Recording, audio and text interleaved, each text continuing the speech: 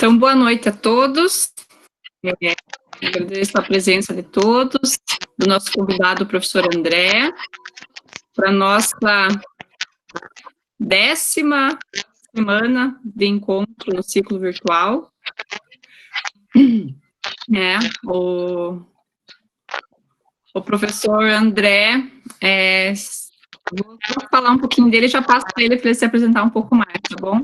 Então, fico muito feliz da sua presença, nosso colega aqui da UEPG, se formou aqui também na UEPG em 2016 e fez mestrado no programa do PPG-100, pós-graduação em Ensino de Ciências e Educação Matemática aqui da UEPG, finalizando em 2019 e atualmente está no programa de doutorado da UEM, Universidade Estadual de Maringá.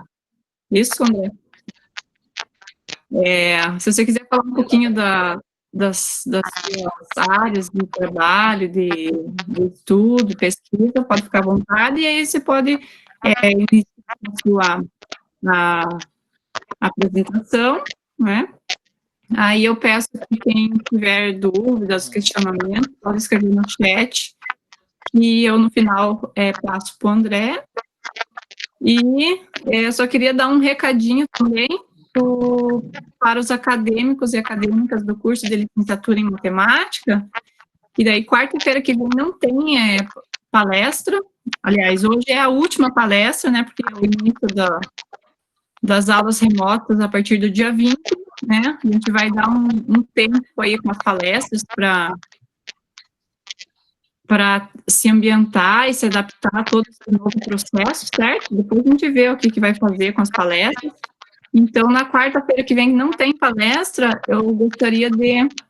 eu estou ouvindo interferência também, será que... Acho que eu vou desligar o seu microfone, André, ou se você quiser desligar só um pouquinho, só para ver. Isso, obrigado.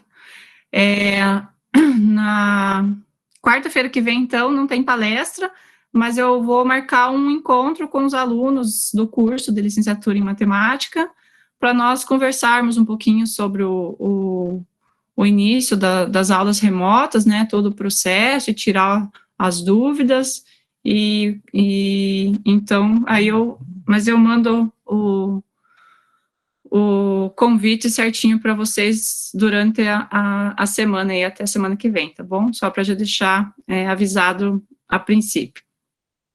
Então, eu passo a palavra agora para o professor André.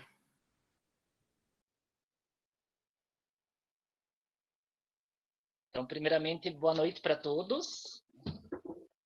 Assim como a própria professora Sheila falou, eu sou fruto do Departamento de Matemática da Universidade Estadual de Ponta Grossa.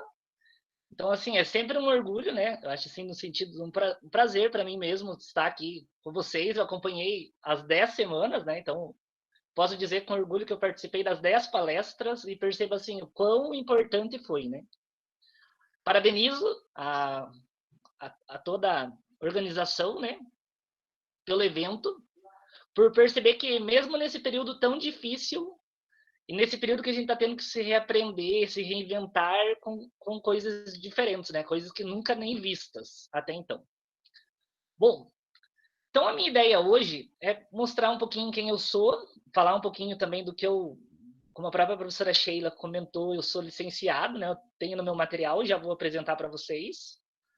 Quais são as áreas de pesquisa e os temas que eu tenho me aprofundado desde o mestrado para cá, Antes de tudo, gostaria de começar reforçando a ideia de que é importante, Eu acho que hoje faz parte de nós a ideia de que, se puder, fique em casa, Acho que cada um tem procurado perceber isso, a importância da vida, A importância de se cuidar e a importância de cuidar daqueles que estão por próximos, Além disso, temos percebido a importância da ciência, a importância de uma universidade pública, Então, hoje mais do que nunca, a saúde pública e a universidade pública, elas estão cada vez mais presentes na vida das pessoas e têm mostrado a importância disso. E é claro que temos que reconhecer que tudo isso é fruto de uma justiça social, E que muitas pessoas dependem exclusivamente delas. Então, que a gente sempre possa estar em prol da luta, da defesa, tanto da universidade quanto da saúde pública, Bom, então eu só vou procurar projetar o material aqui. Aí, qualquer coisa, vocês me avisam se não aparecer, tá, Sheila? Fazendo um favor. Vocês estão ouvindo bem? Tá bem, ouvindo. Tá um pouquinho baixa, será que tem ainda como aumentar? Não. Vou procurar trazer o note mais para frente. Vou tentar falar mais perto.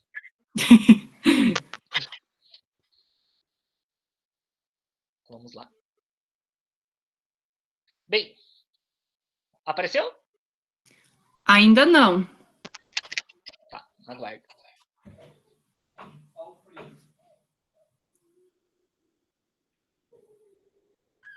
Agora é para ter ido. Para mim não está aparecendo.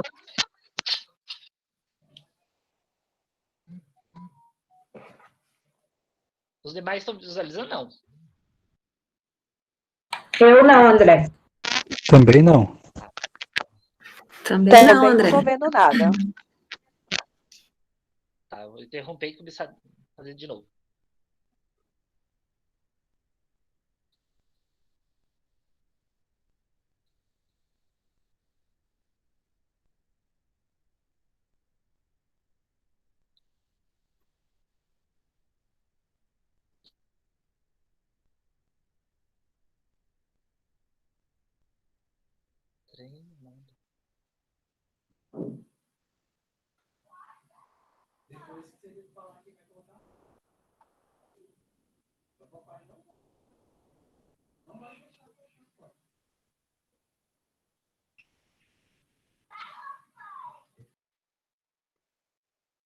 Acho que agora foi. Aparece a tela de apresentação, mas não slides, pelo menos. Só aparece a foto um pouquinho.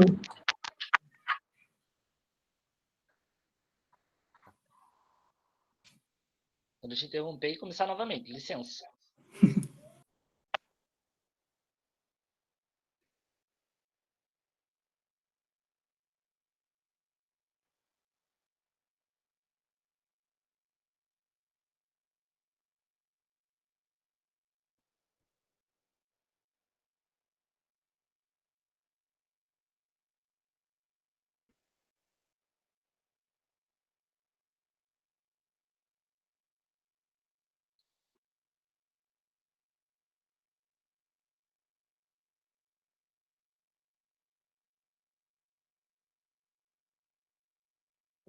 Iniciei o compartilhamento.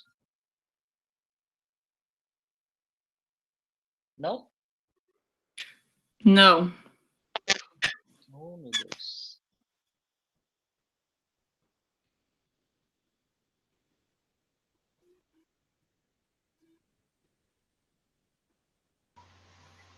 André, se você não conseguir, envia a sua apresentação para a Sheila, que ela posta para você e você vai falando. Ótimo. Eu vou dar o link para tu, Sheila, se possível. Tá. Eu fiz no Prezi ele.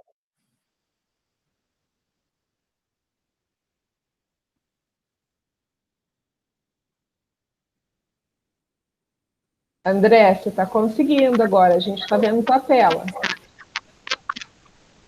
Eu tô vendo tua tela inteira. Ah, agora foi. Conseguiu. Ai, graças a Deus. Ufa! Vai tomando não um suor, mas vai. Só que agora eu não consigo enxergá-los. Então, se ficar alguma dúvida, peço que vocês anotem, se possível. Tá bom, qualquer coisa eu repasso. Tudo bem. Então, para apresentar, quando a professora Sheila comentou da possibilidade de vir apresentar algum tema, né? Então, esse tema ficou intitulado como Alcance do Letramento Matemático pela Ruptura das Visões Deformadas, Perspectivas para o Ensino da Matemática na Formação do Sujeito Contemporâneo. Então, para iniciar, eu vou apresentar quem eu sou, né? De onde eu falo, até para que vocês possam entender o contexto de toda essa temática e do que eu venho me propor aqui na noite de hoje.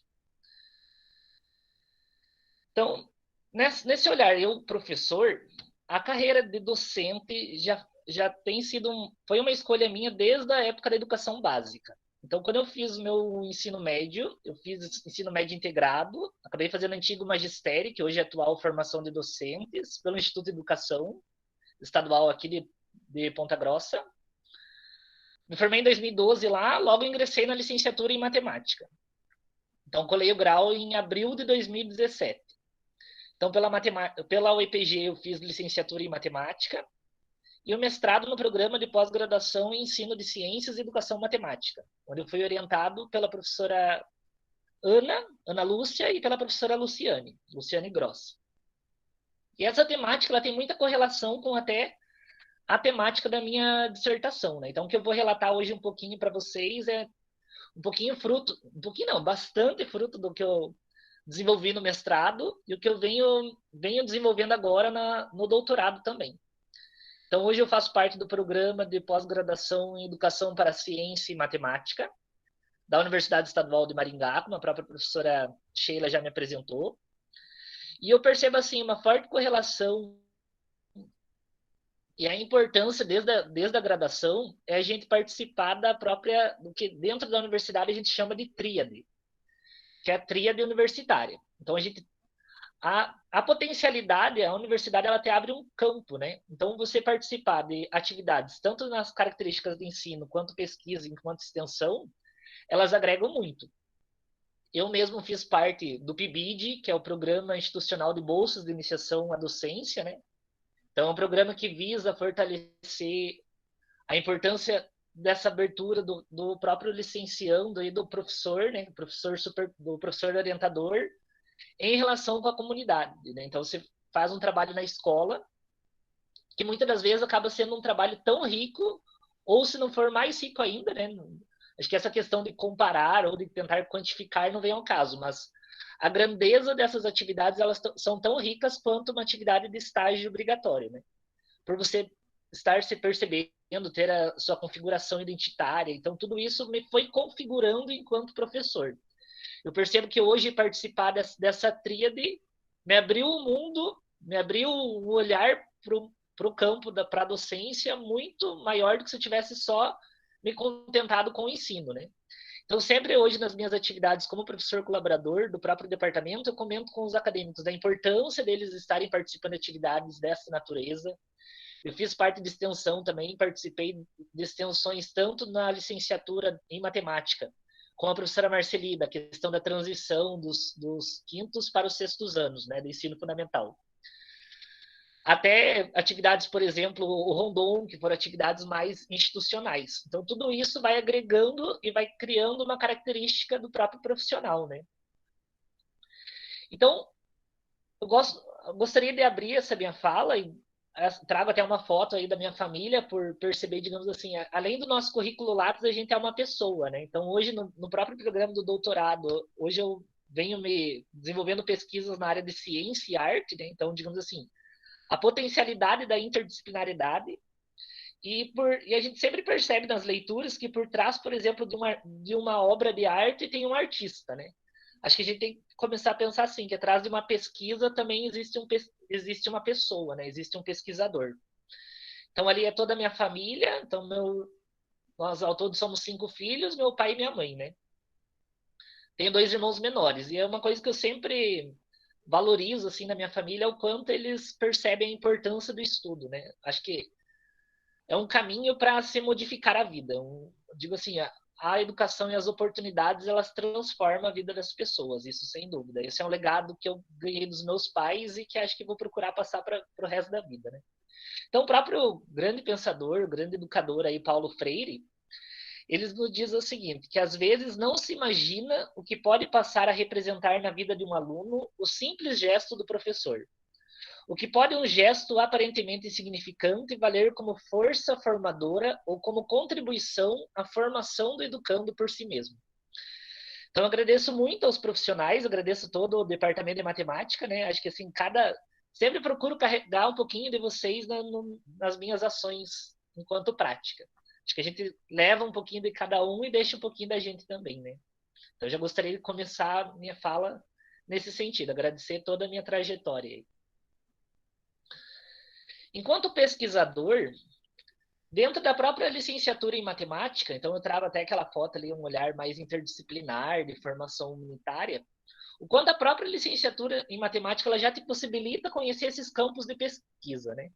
Dentro aqui das nossas atividades de ciclo virtuais, quantas experiências nós tivemos de pesquisadores das diferentes áreas, né? Sejam elas da matemática pura, sejam elas da matemática aplicada, ou sejam elas da educação matemática. E a gente perceber a riqueza que existe em cada uma dessas áreas. E mais ainda, perceber a riqueza que existe na integração entre essas áreas, né? Então eu percebo assim, a própria licenciatura já te possibilita esse olhar. E foi na própria, antes mesmo da licenciatura eu já me identificava, já tinha como eu posso dizer assim, talvez por conta dessa trajetória, ter participado do próprio magistério, né, enquanto formação de docentes do ensino médio, mas foi na licenciatura em matemática que eu me encantei pela área de ensino, né, a área da educação matemática. Então hoje eu faço parte desta área, que perante a CAPES, a área de ensino, ela se configura dentro da grande área multidisciplinar no Colégio de Ciências Exatas, Tecnológicas e Multidisciplinar. Né? Então, até como a pedidos da própria professora Sheila, ainda bem que eu acabei fazendo essa abertura aqui, né? Como que a CAPES, que é a Coordenação de Aperfeiçoamento Pessoal do Ensino Superior, ela avalia, como ela define a área de ensino, né? Então, na última avaliação, foi uma avaliação feita no ano passado, ela diz que a área de ensino é uma área de pesquisa translacional, por fazer a ponte entre os conhecimentos gerados e a sua aplicação em situações de ensino, seja no contexto da educação básica, na educação profissional, a educação tecnológica ou superior. Os programas focam as pesquisas em ensino de determinado conteúdo, buscando a interlocução com as áreas geradoras dos conteúdos a serem ensinados. Então, a ideia é você, dentro de uma mesma, eu digo assim, hoje eu percebo o quanto que a gente estuda e quanto menos a gente sabe, né? Porque dentro da minha própria turma da pós-graduação, eu tenho muitos colegas que fazem parte de outras áreas, né? Outras áreas de conhecimento. E o quanto a gente perceber, por exemplo, dentro de um contexto como a gente está hoje, o quanto a gente perceber que os problemas do contexto de uma sociedade científico-tecnológica, por exemplo, elas necessitam dessa articulação entre as áreas, né? Então, nesse sentido, vem a área de ensino, em interdisciplinarizar as áreas de conhecimento e perceber como se desenvolve um ensino mais significativo. Por exemplo, eu tenho atuado tanto no mestrado quanto no doutorado, as minhas pesquisas elas têm se dedicado mais à área da formação de professores. Mas tem pessoas que se dedicam à questão da abordagem CTS, que eu vou comentar um pouquinho hoje também, da ciência, tecnologia e sociedade. Questão do ensino e aprendizagem de uma determinada área. Então, nós temos profissionais das áreas de ensino de química, ensino de biologia, ensino de física, ensino de matemática. Então, essa integração entre áreas, né? E perceber o quanto isso é rico. Então, a minha fala ela vem bastante nesse quesito. Enquanto minhas inquietações, o que me motiva a estar aqui hoje conversando com vocês, aí eu trago mais uma citação de Paulo Freire, que ele diz assim, que preparar para a democracia não pode significar somente converter o analfabeto em eleitor, condicionando-os às alternativas de um esquema de poder já existente. Uma educação, ela deve preparar ao mesmo tempo para um juízo crítico dessas alternativas propostas pela elite e dar a possibilidade de escolher o próprio caminho. Então, essa citação do próprio Paulo Freire, ele nos remete a pensar qual é o nosso papel, né?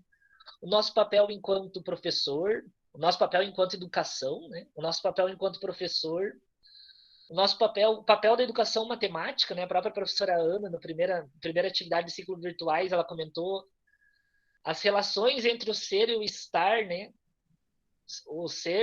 Entre o ser e o estar professor, e quais são as contribuições dessas áreas de ensino na própria formação, né? Da própria educação na formação da cidadania.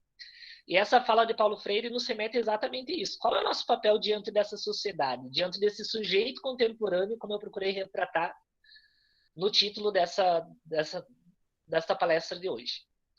Então, eu faço dois links, enquanto eterno tutor aprendiz, eu também fiz parte, fui professor tutor, enquanto fiz meu mestrado, professor tutor de educação à distância, e a gente percebe hoje, nos dias de hoje, o quão é importante, né? O quão é importante um tutor dentro do caminhar, né? que a própria professora Priscila, na sua fala, falou da questão do ensino remoto e educação à distância, né? Então, o quanto essa configuração faz diferença. E aí, uma primeira pergunta que eu gostaria de fazer, que eu até procurei retratar ali, peço a abertura, né? A licença. Acabei utilizando um meme ali para representar o que muitas das vezes a gente, ou que a sociedade, né, o geral, retrata quando a gente fala, quando vem a palavra matemática. O que a matemática significa para você? Ou quais os sentimentos que a matemática ela te retrata quando você ouve o termo matemática, né? Se alguém quiser retratar, até fica à vontade, quiser comentar aí, ou que esses sentimentos que a gente tem por uma determinada área, eles fazem total diferença no modo como a gente vai fazer representação, como a gente se dispõe, né? Então, esse papel que a gente chama de um papel mais intersubjetivo, né? O quanto a intersubjetividade ela é importante no processo do ensino e aprendizagem. E aí, dentro da tutoria, uma das atividades feitas na disciplina de pesquisa em educação matemática no ano de 2018, que foi também o ano que eu coletei os dados para a minha dissertação, uma das atividades era que os acadêmicos representassem o que a matemática significa para eles por meio de um desenho. E esse desenho aqui desse licenciando do quarto ano, é uma disciplina que é ofertada no quarto ano da licenciatura à distância, e o aluno faz essa representação e ele procura justificar de um modo que me levou a pensar. Então, para ele, a matemática tem dois vieses. A gente pode perceber aí dentro desse desenho. Um viés, num primeiro momento, essas são falas dele mesmo, né? Num primeiro momento, como um monstro monstruoso, como a gente tem representado aí, né? Do lado externo. Só que, contudo, quando ele consegue compreender a área, consegue tomar gosto, aquele monstro que parecia um monstro monstruoso acaba se tornando um monstro de estimação. E esse monstro de estimação, ele retrata uma criança porque para ele significa que esse monstro de estimação, essa transição do monstro monstruoso para um monstro de estimação, o possibilita ver como uma criança tão dócil, né? Então, esse retrato me fez pensar como que uma mesma coisa, um mesmo objeto, uma mesma área de conhecimento, como a gente tem visto aí a questão da matemática, pode ter duas representações para as pessoas, pode ter duas ou mais representações, né, para uma mesma pessoa. Então, isso aí me motivou muito também até a própria estrutura da pesquisa, como foi sendo desenvolvida, né? E aí, quando eu comento um pouquinho hoje da questão das visões deformadas, quando a gente pensa, o nosso principal objeto de conhecimento, o nosso principal objeto de estudo, o principal objeto de estudo do professor é o conhecimento. No caso, o conhecimento científico, né? Então, por exemplo, quando eu penso no campo da biologia, o campo da biologia tem como objeto de estudo o fenômeno vida, vamos dizer assim. O campo da física tem objeto de estudo os fenômenos naturais. Na química, tem objeto de estudo as matérias e as suas transformações. E a matemática, qual é o objeto de estudo dela? Deixar esquisito aí para a gente pensar junto. E aí, o quanto a gente pensar como se desenvolve a natureza de uma ciência, isso pode implicar no ensino, né? E o quanto é importante a gente refletir sobre como se desenvolve uma ciência, como que se configura a história de uma ciência, a construção de uma ciência, né? Principalmente quando a gente está falando dentro do campo de formação de professores, visto que o nosso objeto de estudo é o conhecimento científico. Bem, e aí dentro da literatura que a gente chama de epistemologia da ciência, que é um campo que se configura a estudos de temas como a natureza, a história da ciência, ela apresenta algumas configurações de como a ciência ela se constrói. Então, existem pesquisadores que se dedicam exatamente a esta temática, que são denominados de epistemólogos. Então, toda vez que você ouvir a palavra epistemologia, lembra da construção do conhecimento. Tem um livro até bem útil, que eu tenho trabalhado na disciplina de instrumentação 1 com o pessoal, que é a epistemologia do professor, né? Como que a gente se constrói, como que se constrói o conhecimento do professor. Mas, enfim, voltando para o conhecimento científico, essa temática nos apresenta o quê? Então, existem 7 características aqui que eu abordei, mas podem existir outras, depende do epistemólogo que vocês adotem, onde ele vai dizer quais são as visões que nós temos sobre a construção da ciência. Então, no lado esquerdo aqui do slide, está representado quais são as concepções, quais são as visões de como se constrói uma ciência. No lado direito, nós temos como que se constrói o conhecimento científico escolar. Será que existem relações? Será que o conhecimento que é visto na escola, ou o conhecimento que é perpassado por um que a gente denomina de transposição didática, porque existe um saber sábio, um saber ensinado, um saber aprendido. Então, os saberes, eles se modificam. E o quanto isso interfere? Será que tem essa correlação? Então, ano passado, eu ministrei a disciplina de História da Matemática, para o 4º ano da licenciatura em Matemática no presencial, e eu procurei trazer essas relações, né? Como que a matemática ela é construída e como que dentro da escola é construído o conhecimento matemático escolar. Segundo esse olhar dos epistemólogos, né? Então, vamos só olhar como que a ciência é construída nesse olhar, e depois a gente faz o reflexo pensando na matemática em si, né? Então, a primeira visão que nós temos é uma visão de observação, inferência e entidades teóricas na ciência. Então, nesse olhar, nós podemos dizer que uma teoria é vista não como um conjunto de enunciados, que tem um valor de verdade, mas sim como regras de acordo com as quais as observações são analisadas, as inferências, ou seja, as previsões são obtidas. Então, nós podemos tirar daí de que os estudos, que o ato de observar é totalmente influenciado pelo conhecimento prévio, né? Então, quais são as observações que nós fazemos? Quais são essas inferências que nós temos a partir das nossas observações, né? Então, a ciência ela vai sendo desenvolvida a partir disso, que configura na ideia de que a ciência também não é neutra, né? Porque a ciência ela apresenta também características do próprio pesquisador. Quando eu me proponho fazer uma pesquisa, por exemplo, como eu fiz no mestrado, quais são as concepções dos licenciandos sobre avaliação e letramento matemático e como isso implica como vem das avaliações em larga escala. Essa foi a minha temática. Mas toda a minha leitura, toda a minha bagagem de vida, tudo isso reflete na minha pesquisa. Então, a pesquisa ela traz essa questão da observação, traz a questão da inferência, né, que você passa a partir do próprio pesquisador.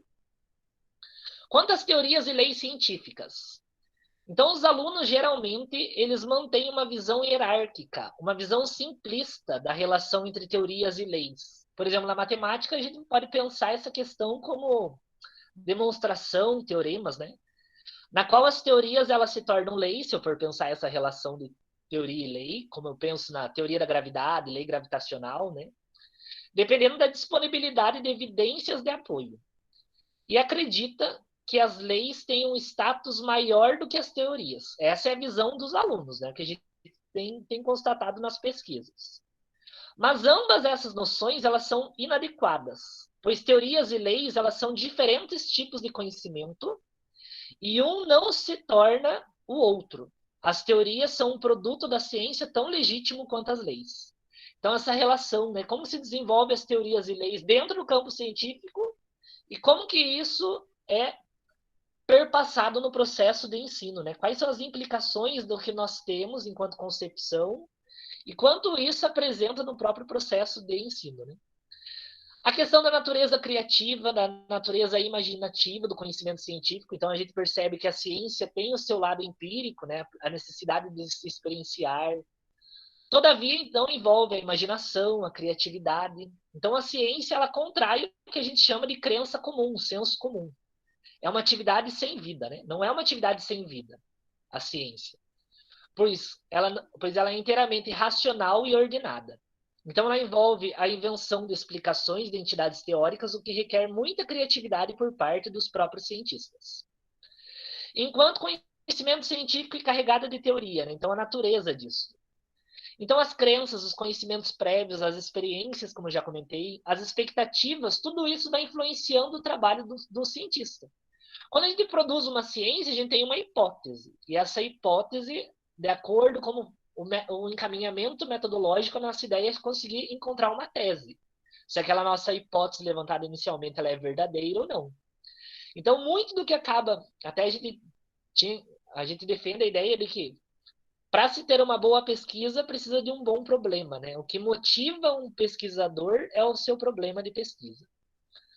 A questão da inserção social, a questão do cultural, do conhecimento científico, né? Então, o quanto nós temos a ideia de que a ciência ela é um empreendimento humano, né? Hoje mais do que nunca. Ela está inserida numa cultura. E é claro que essa inserção ela vai afetar e vai ser afetada. Ela afeta e é afetada, né? Pelos vários elementos e as esferas da própria cultura em que a ciência está inserida.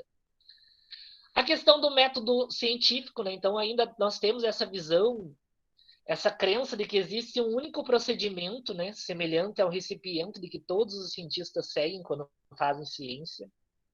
É verdade que os cientistas é necessária a observação, a comparação, a medição, a testagem, a especulação, a hipótese, né? A natureza de criar ideias, a natureza de uma sequência, né, de ferramentas conceituais e construir teorias e explicações. Só que não existe uma sequência única de produção de ciência, né? Existem métodos científicos, mas ele não é único, e essa pluralidade é importante. Enquanto natureza provisória do conhecimento científico, né? Então, a natureza provisória, muitas das vezes, ela tem a ciência ela tem esse olhar de que ela é confiável, de que ela é dura. Mas nem sempre, né? Então ela não é absoluta, ela não é certa. Um exemplo bem claro que hoje se pega pensando é essa questão de será que a Terra é plana? Então todas essas concepções, o quanto que isso essas concepções que a gente vai criando da natureza da ciência, ela perpassa no processo de ensino. Por quê? Agora quando a gente vai olhar o lado à direita, percebam que no lado direito do nosso slide, nós temos algumas visões também, que são denominadas de visões deformadas, né, da ciência.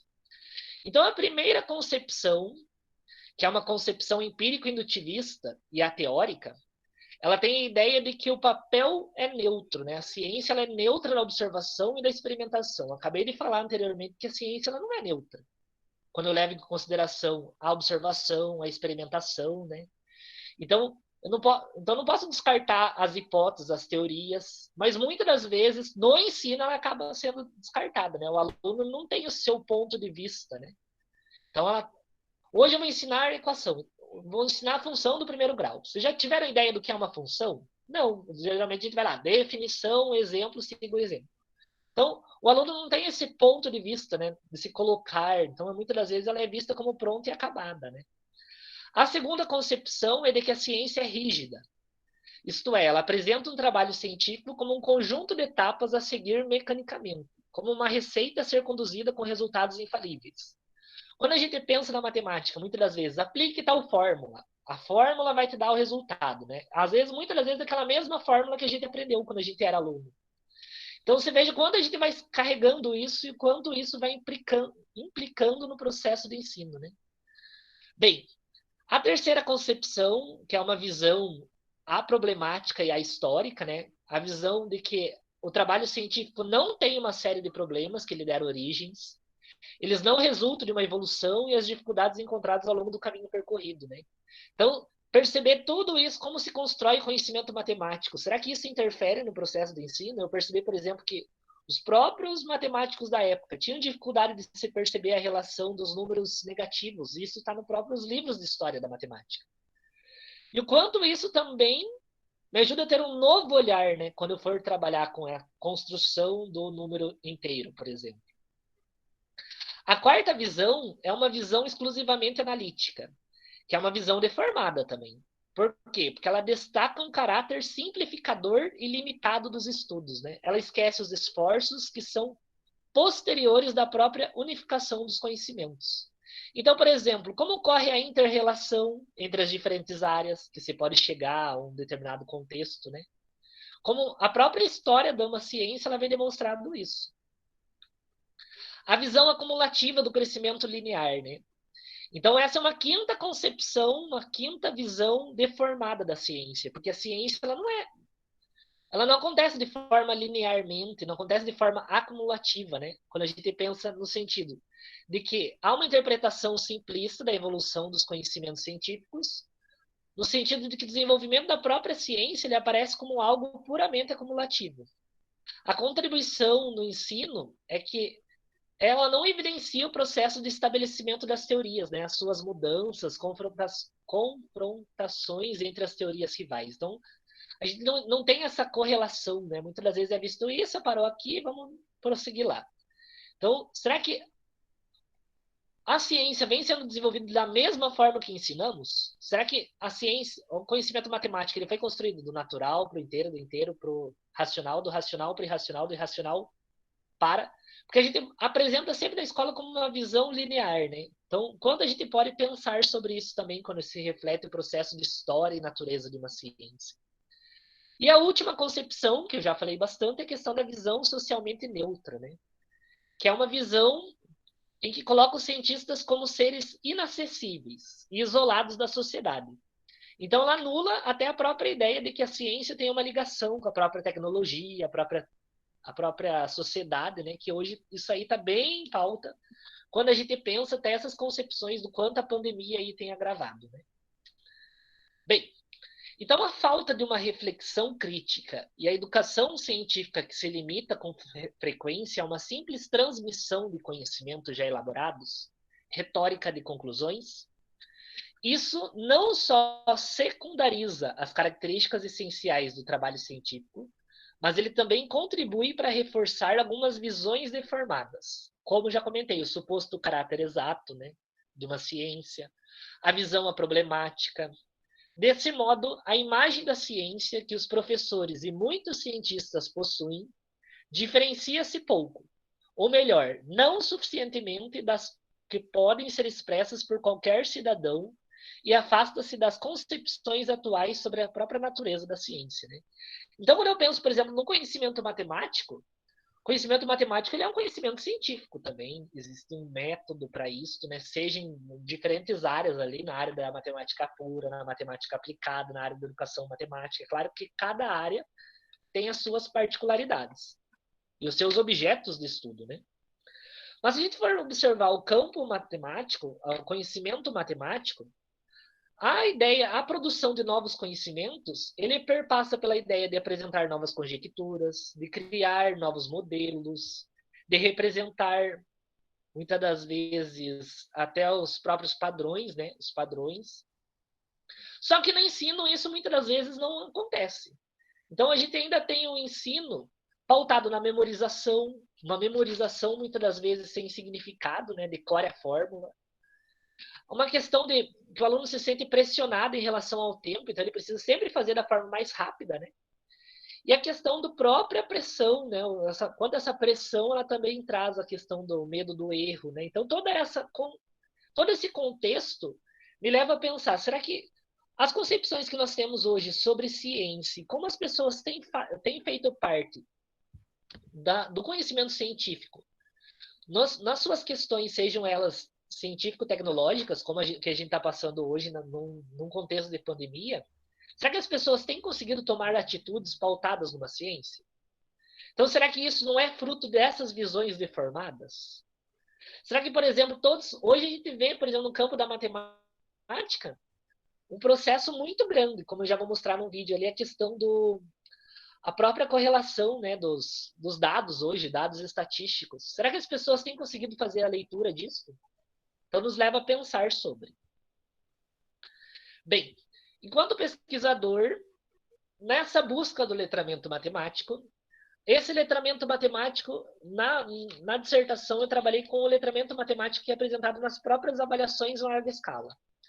Então, as avaliações, sejam elas educacionais em âmbito institucional, sejam elas em âmbito dentro de sala de aula, né? Então, avaliar uma avaliação da aprendizagem, uma avaliação para aprendizagem, e até a questão do sistema de avaliação da educação básica, né? Que são avaliações em larga escala. Então, as avaliações em larga escala, elas vêm com a ideia de apresentar de apresentar quais são o que a gente pode fazer de melhoria, o que tem sido feito de bom, né? E apresentar até as próprias políticas, né? Sejam elas políticas dentro da educação básica, sejam elas políticas no campo de formação de professores. Então, por exemplo, a minha dissertação eu vejo como uma possibilidade para se criar novas políticas para a formação de professores, uma vez que eu já vou contar um pouquinho sobre o que eu consegui, o que apresentou na minha dissertação, né? Então, se a gente pensa em avaliação em larga escala em nível Brasil, nós temos o Sistema de Avaliação da Educação Básica, que é chamado SAEB. E esse sistema ele se ramifica em 3 pontos. A ANEB, que é a Avaliação Nacional da Educação Básica, a ANRESC, que também é conhecida como Prova Brasil, ou Avaliação Nacional do Rendimento Escolar, né? E a ANA, que é a Avaliação Nacional da Alfabetização. E essas avaliações, sejam vocês tenham experiência ou não, porque algumas são feitas de modo amostragem, outras são feitas de forma geral, então depende da característica da avaliação e qual é o objetivo dela, né? Mas o intuito é sempre, elas se configuram sempre sendo feitas no final de cada ciclo, até para poder fazer essa sondagem, né? Então, enquanto nível internacional, nós temos o PISA, que ele trabalha com letramento matemático. Aí nós temos o letramento matemático. É eu pegar um problema do contexto real, um problema, seja em contexto científico, pessoal, ocupacional ou social, né? Formular esse problema, transformá-lo num problema matemático, processo de modelar, como a gente conhece, né? Aí o processo de empregar algoritmos, encontrar resultados, e desses resultados eu ser capaz de interpretar e avaliar os resultados que eu encontrei, né? Dentro do contexto que eu precisava. E parece simples, mas hoje de 70 países que participam, já que ele é uma avaliação em larga escala internacional, coordenada pelo... Oh, meu Deus. Coordenada pela organização... Fugiu o nome, já lembro. Organização para a Cooperação e Desenvolvimento Econômico, que é a OCDE. De 70 países que participam desde o ano de 2000, o Brasil se encontra em 65º, na lanterninha, né, no contexto de letramento matemático. Então, os nossos jovens têm saído da educação básica, já que essa é uma prova feita com um jovem de 15, 16 anos, muito longe de ser letrado matematicamente. A gente está ainda no processo de passar de nível 1 para nível 2, né? E aí eu procurei ver se isso também passa no processo de formação de professores, né? E eu consegui trazer os seguintes relatos. Então, ainda enquanto professor, nós temos 2 vieses dentro da licenciatura em matemática da UEPG, né? Uma com foco na transmissão de conteúdo, onde 2 licenciados me falam o seguinte: estar na licenciatura está diante de se fortificar a ideia de que estou aprendendo a ser um educador matemático. Professor, sim, pois somos treinados por repetição, fórmulas, regras e listas de exercícios ilimitadas. Então, quando eu penso nisso, pensa na própria questão da visão que você tem criado, da visão de formada da ciência. Licenciando 50. Durante toda a minha escolaridade, eu e vários colegas indagávamos quais as finalidades das imensas listas. Onde haverá aplicabilidade, nunca verificamos as respostas convincentes. Listas são realizadas com o objetivo de passar na prova, pois ao concluir certas listas com notas até boas, se precisássemos daquele conhecimento da resolução daquela questão, daqui a um período de 1 ano, tenho certeza que, assim como eu, muitos não sabem resolver. Então aí a gente vê um foco nessas 2 falas, uma vertente de licenciando se colocando na ideia de que se formou o professor com uma mera transmissão de conteúdo, né? Contudo, dentro da nossa licenciatura, né, nós também temos categorias em que ser professor tem essa visão de ser educador. Então, 2 licenciados também colocam essa distinção, né, de que ser professor é sinônimo de ser licenciado. Educador é aquele capaz de conquistar os alunos e construir aprendizado juntos. Professor é aquele que dedica-se em trabalhar o conteúdo previsto, enquanto que o educador preocupa-se em formar cidadãos que possam questionar, interagir. Mas 2 falas que me marcaram bastante na minha dissertação, que eu tenho procurado ainda pensar até os dias de hoje, são essas 2 últimas do licenciando 84 e do licenciando 90. Que ele fala o seguinte: que estamos para assumir uma sala de aula, e alguns aspectos ainda me inquietam. Será que só tenho que saber matemática?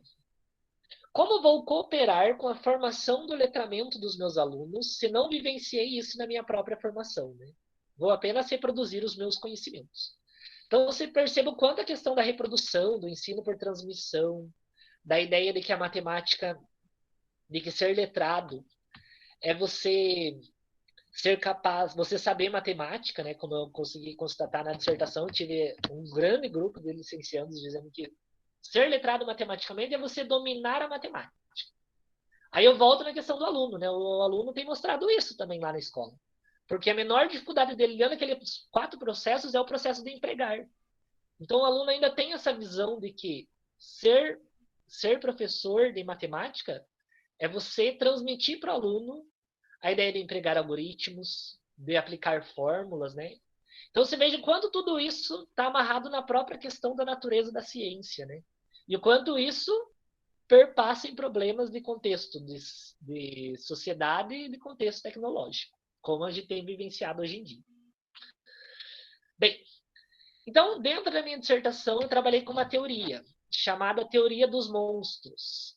Essa teoria dos monstros, até na ideia de eu conseguir retornar para a ideia do próprio contexto que eu tinha lá das 2 representações, né, das 2 representações que um licenciando dava ao mesmo objeto, né, por exemplo, a matemática.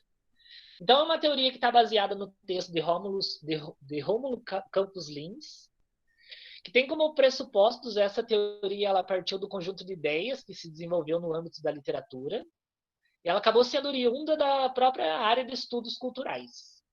Então, essa teoria ela tem exatamente a ideia de examinar de que forma os monstros podem ter um papel de regulador na diferença entre 2 culturas. Né? No meu caso lá, era a cultura da matemática do matemático, uma matemática mais formalizada, e uma matemática da rua, né? Então, digamos assim, uma matemática acadêmica, uma matemática da escola e uma matemática vivenciada na rua, né?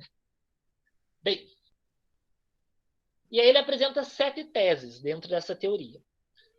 Essas 7 teses, elas se configuram na ideia de que existe uma matemática do matemático, certo? Então, e que por mais que você faça esforço, você não consegue muitas das vezes fazer parte dessa cultura, né? Dessa cultura denominada de matemática do matemático. Você ainda está naquela matemática como um monstro de assombração, certo? Então é como se existisse um jardim do matemático.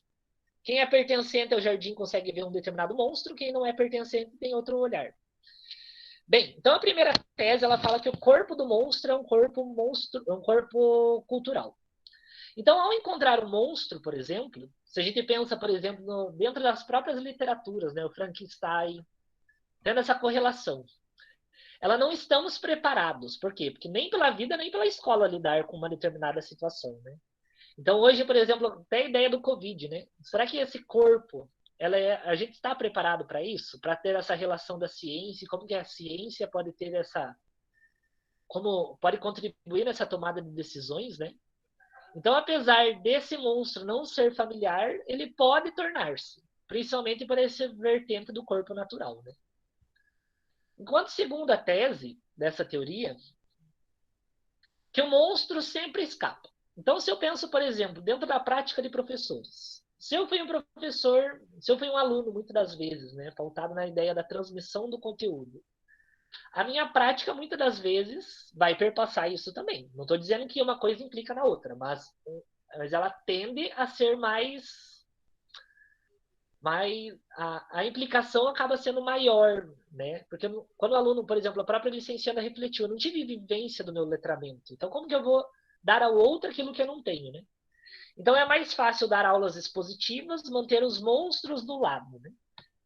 Quando ocorre um processo de seleção e exclusão exercido pela própria matemática, né? Porque aí eu vou me configurar aqueles que pertencem e aqueles que não pertencem a um determinado campo científico.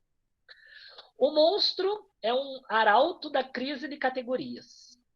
Então, nessa ideia do arauto da crise, o monstro ele aparece porque já era possível. O encontro com o monstro é algo que já existia e era concebido. Por exemplo, muitas das vezes, antes mesmo do aluno entrar na escola, ele já tem essa visão.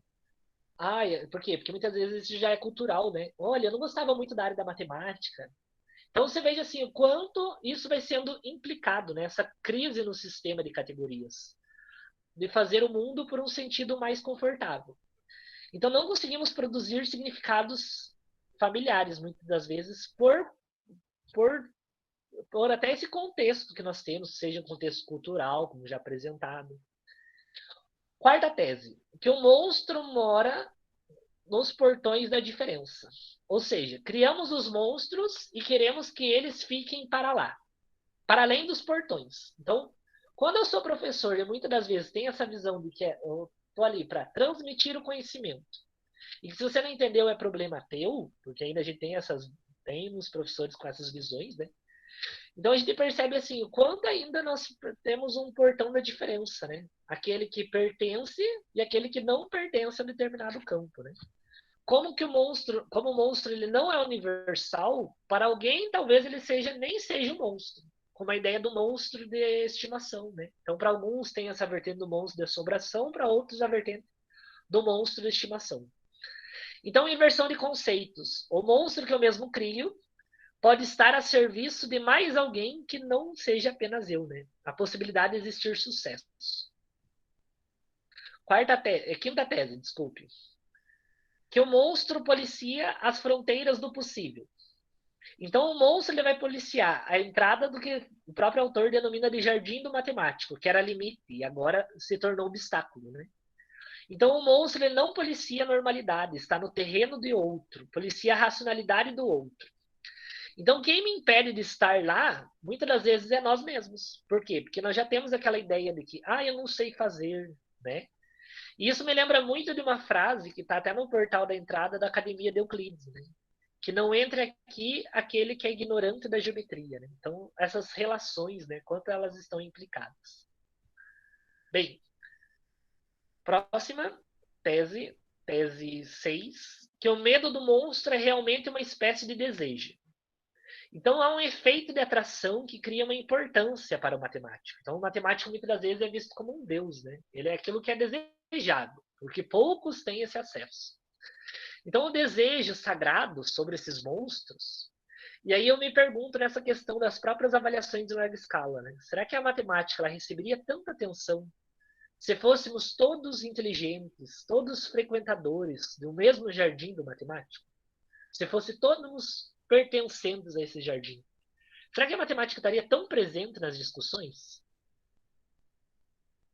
Bem, e a última tese dessa teoria é que o monstro está situado no limiar do tornar-se.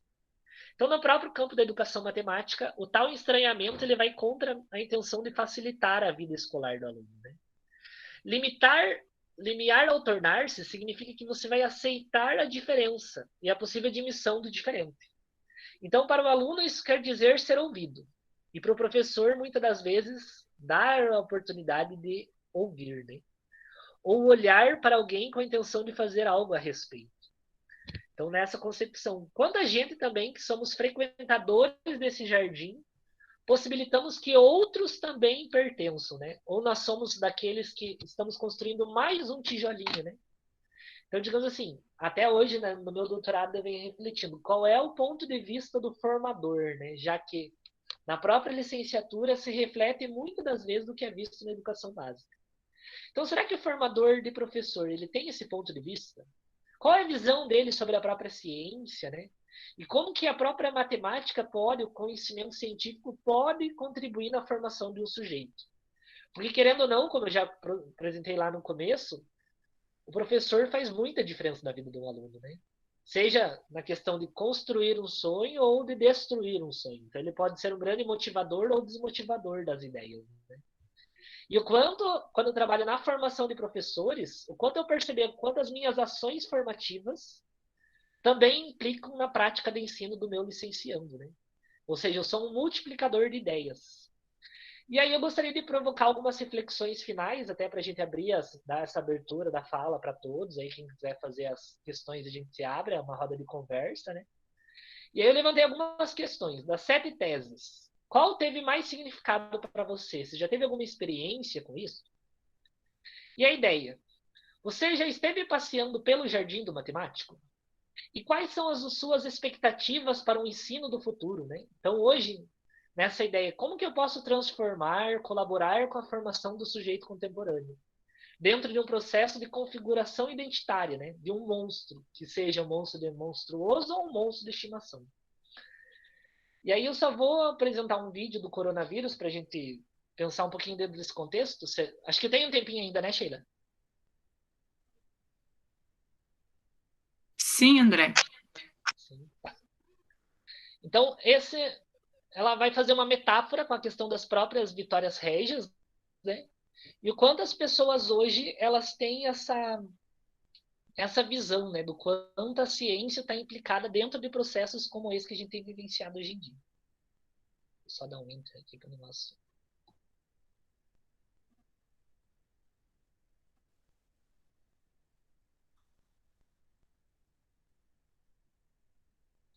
Então, nesse sentido, quanto a gente também é contribuidor, né, dentro desse jardim, né? Quanto você pode possibilitar que o outro se adentre, se pertença ou não, né? Então, nós temos um grande papel, seja enquanto professores de matemática, seja enquanto próprios matemáticos, né? Então, a gente tem que pensar muito nesse quesito. Acho que vale tanto para a licenciatura quanto para o bacharel aí, né?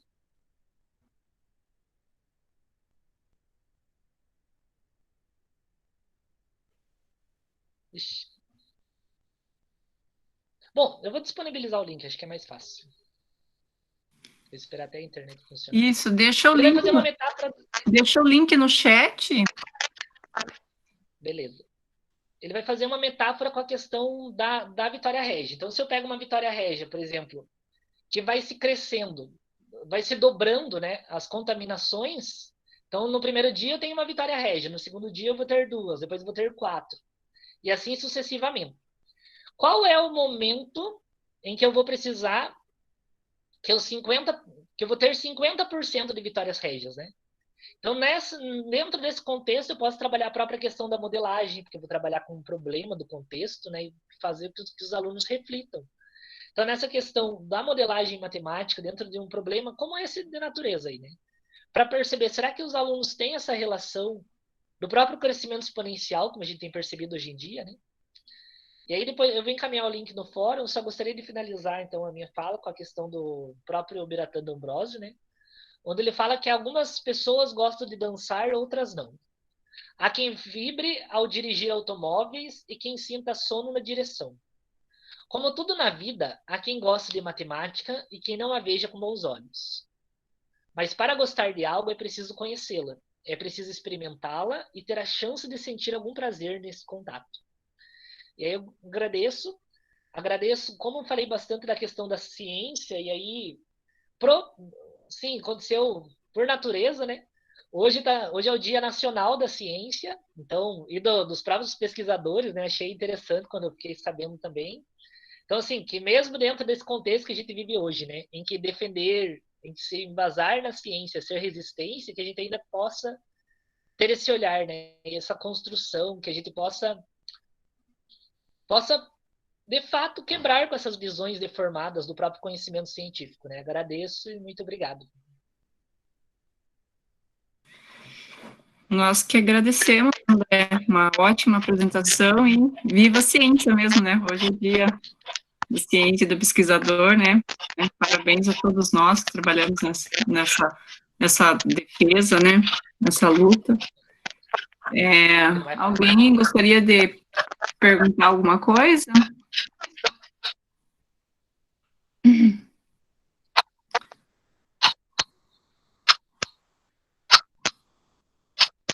André, você poderia falar um pouquinho mais para nós sobre esse processo do letramento matemático na formação do professor, né, na licenciatura em matemática? Sim. A gente tem percebido muito, por exemplo, quando eu olho as avaliações em larga escala, por exemplo, porque o próprio letramento matemático que ele vem apresentado no PISA é o mesmo letramento matemático que implica, que interfere nas próprias construções da própria Base Nacional Comum, né? Então, a própria professora Ana trabalhou com a Emily, que também hoje faz parte lá do PCM, e aí ela trabalha com a questão do quanto também está implicado nas próprias formações continuadas, né? Então não tem como eu trabalhar, existe uma grande, da mesma forma que nós temos a transposição didática do saber, né, do saber sábio, do saber ensinado e o saber aprendido, nós também temos grandes correlações quando eu penso a questão do próprio currículo, né? Existe um currículo institucionalizado, que é esse currículo que muitas das vezes vem do próprio processo dos próprios processos dos documentos oficiais, dos parâmetros, das diretrizes, da própria BNCC, né? E o quanto esse currículo, ele vai sendo... Ele perpassa por um processo, né? Então, existe um currículo institucionalizado, ou um currículo normativo, desculpe. Aí existe o currículo do qual o professor, né? O currículo que ele vai... Como posso dizer? Um currículo, de certa forma... Das visões que... Existem grandes transposições desse currículo institucionalizado e as visões do professor, né? Será que o professor acredita nisso que o currículo está sendo colocado? E mais ainda, um currículo ainda que está sendo pautado no currículo aprendido, né? Será que o aluno tem aprendido de fato o que está lá na Base Nacional Comum? Então, não tem como eu trabalhar com uma visão de letramento se eu não começar, no meu ponto de vista, dentro da própria formação de professores, né? Porque quem vai fazer o acontecer, quem é o ator principal, né? O ator mais ativo desse processo, quem faz acontecer a educação é o professor e o aluno, né? Então, ainda tem essa visão dessas concepções, né? E o quanto a gente precisa trazer esses respaldos das próprias avaliações em larga escala para dentro da formação de professores. Não sei se eu respondi a tua pergunta. Sim, sim.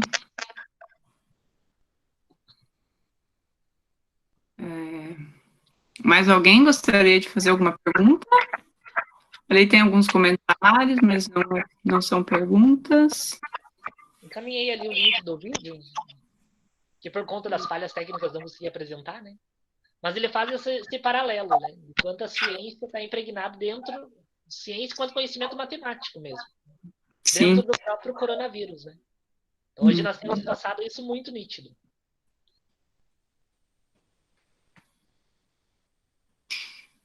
Então acho que é isso, né, pessoal? Parabéns, André, pelo seu trabalho, em toda essa trajetória da sua pesquisa do mestrado e agora a continuação no doutorado, né? Com certeza é muito, muito importante essa contribuição para todas as nossas reflexões dentro da nossa prática em sala de aula, né? Muito importante mesmo. Até enquanto pesquisador, dei a ideia de que quando eu pesquiso, eu também me aprendo, né? Também Sim. aprendo mesmo. Então, tudo isso também me faz refletir, né? Hoje, fazer parte dentro de um curso com formação de professores, eu vejo assim, quantos licenciandos também fazem eu refletir a minha própria prática, né? Então, sim, com certeza. Obrigado pelo convite e obrigado, sobretudo, por manterem acesa aí a importância da educação, a importância da ciência, né? Isso Mesmo mesmo. em tempos tão difíceis como o de hoje. Muito É obrigado. verdade. Nós que agradecemos. Uma boa noite a todos. O link do formulário já coloquei ali no chat também, do formulário para certificação. O André deixou ali o link do YouTube. Obrigado pela presença de todos. Uma boa semana. E quarta-feira que vem, então, nos reunimos um pouquinho, rapidinho, com os acadêmicos e acadêmicas do curso, só para um bate-papo sobre dúvidas sobre o retorno das aulas no modo remoto. Bom, uma boa noite a todos. Obrigado. Boa noite. Parabéns, André. Obrigado, professor. Parabéns, André. Boa noite.